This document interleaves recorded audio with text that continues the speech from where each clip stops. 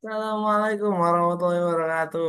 Perkenalkan saya Farhan dengan NIM channel D0240223. Di sini saya akan mempresentasikan hasil kerja saya yaitu memahami kewajiban jangka pendek, utang pajak, pinjaman sewa, wesel, dan dividen. Langsung saja. Apa itu kewajiban jangka pendek? Hmm. Kewajiban jangka pendek adalah kewajiban yang harus diselesaikan dalam kurun waktu kurang dari 1 tahun atau dalam siklus operasional normal. Contoh umumnya itu utang pajak, utang bunga pinjaman, utang sewa pendek, wesel bayar jangka pendek, dan utang dividen yang diumumkan. Pencatatan yang tepat penting agar neraca dan laporan arus kas mencerminkan posisi likuiditas dan risiko jangka pendek perusahaan. Klasifikasi yang benar di neraca atau current liabilitas membantu perencanaan kas dan kepatuhan pajak. Utang pajak penghasilan PPh pasal 21 sama dengan gaji karyawan. PPh pasal 21 dipotong dari penghasilan karyawan atau gaji tunjangan teratur. Perusahaan bertindak sebagai pemotong dan wajib mencatat pajak yang dipotong sebagai utang sampai disetorkan ke kas negara. Contoh jurnal jurnal dasarnya itu beban gaji debit, gaji bruto, bruto dikurangi pemotongan, utang PPh pasal 21 kredit, jumlah pajak yang dipotong. Saat setor pajak yaitu utang PPh pasal 21 debit atau kas kredit. Simpan bukti setoran untuk laporan SPT masa. Utang pajak penghasilan PPh pasal 23 bunga di pinjaman. PPh pasal 23 berlaku atas pembayaran berupa bunga yang dibayarkan pada pihak penerima.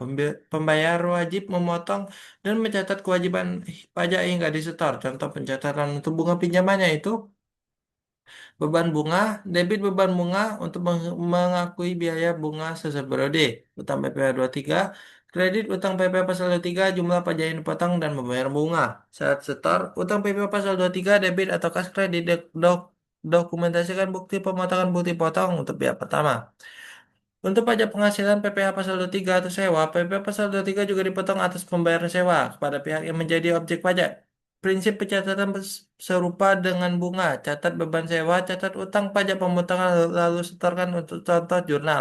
Saat membayar sewa, debit beban sewa atau kredit kas neto dan kredit utang PPh 23 jumlah dipotong. Saat setor pajak, debit utang PPh 23 atau kredit kas berikan bukti potong kepada penerima sewa. Utang pajak penghasilan atau PPh pasal 26 penghasilan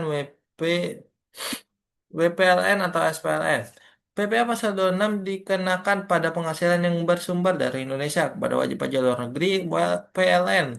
Tarif objek dan aturan pemotongan berbeda dengan PPh 23. Umumnya dipotong saat pembayaran ke WPLN dan dicatat sebagai utang pajak sampai dibayarkan ke kas negara.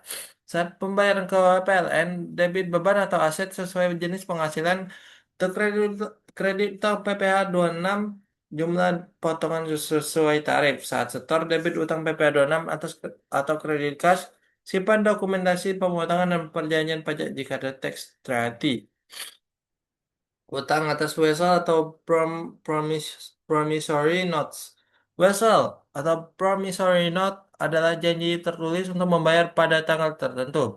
Jika wesel termasuk kewajiban jangka pendek, catat sebagai utang wesel. Jika wesel berbunga, akrual bunga harus dicatat sebagai secara berkala sehingga biaya bunga tercermin benar pada periode berjalan. Penerimaan wesel, debit aset terkait mis atau persediaan atau piutang atau kredit utang wesel, akrual bunga, debit beban bunga atau kredit utang bunga jika ada dilakukan tiap periode jika wesel berbunga.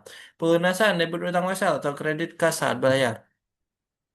Utang atas dividen yaitu dividen menjadi utang perusahaan setelah resmi diumumkan oleh RUPS atau Dewan hingga saat pembayaran. Jumlah itu dicatat sebagai utang dividen. Ini mengurangi laba ditahan pada saat pengumuman. Contoh jurnalnya yaitu saat pengumuman debit laba ditahan atau kredit uang utang dividen jumlah bruto yang diumumkan saat pembayaran debit utang dividen atau kredit kas jika ada pemotongan PPh final atas dividen.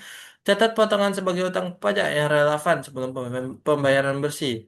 Pentingnya pencatatan yang akurat dan kontrol internal. Akurasi pencatatan kewajiban jangka pendek memastikan kepatuhan pajak, kesehatan likuiditas, dan laporan keuangan yang dapat dipercaya praktik yang direkomendasikan yaitu sistem akrual yang konsisten. Catat saat terjadi bukan hanya saat bayar. Dokumentasi lengkap, slip gaji, bukti potong kontrak sewa perjanjian pinjaman, bukti setoran pajak.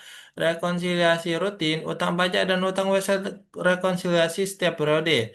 Kontrol otorisasi, pembayaran persetujuan manajemen sebelum setoran pajak atau pembayaran wesel atau dividen. Mengabaikan akrual pajak dapat menyebabkan denda, bunga kurang bayar, dan distorsi laba bersih. Sekian dari saya, terima kasih. Wassalamualaikum warahmatullahi wabarakatuh.